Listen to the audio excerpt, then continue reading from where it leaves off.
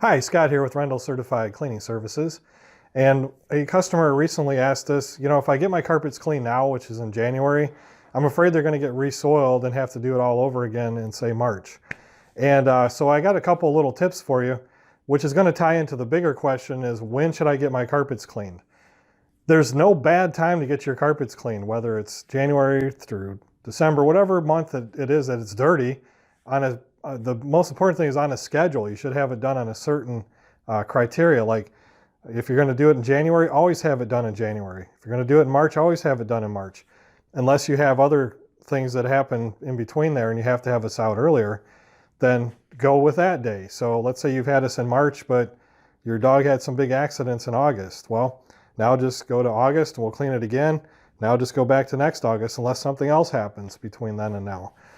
But going back to the original point about some tips about keeping your carpets clean, one of the big things is to make sure that the entryway where you first come off of the snow and ice and all that stuff, make sure that you have a carpet pad there or a mat there if possible.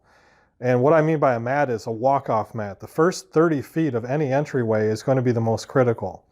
If you're in a garage, for instance, if you can put a mat that first 30 feet or maybe even 10 or 12 if you don't have the room, as long as you can afford to get that mat in there, the longer that you walk on that before you get into the house, the less stuff you're going to bring into the house.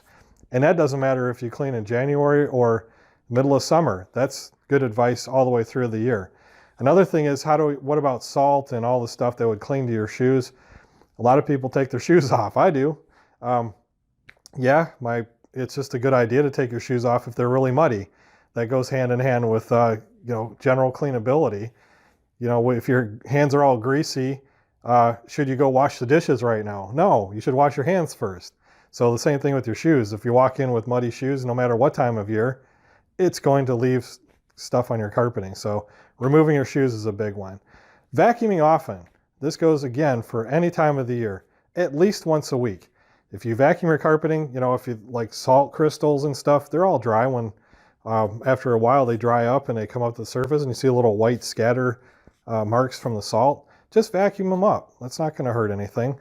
And it's not going to hurt your carpeting either unless you allow it to conglomerate, get together and cause a stain. A salt stain is pretty tough to get out. So my contention is get that stuff out of there before it causes a salt stain. Whether you call us or do it yourself, whatever, if there's an area of your carpeting that's starting to get salty and looking salty, get on it now rather than waiting until spring. Get that stuff out of there because the more you walk on it, you just think that those little crystals, those salt crystals, are also little abraders. They'll actually start sandpapering your carpet there and causing fibers to get skinnier and eventually fall out. So we recommend you just get on a schedule and keep that schedule throughout the year. A lot of our clients do have us out every quarter just because they have pets and parties and stuff like that. So 1 year is not the hard rule. That's the general rule.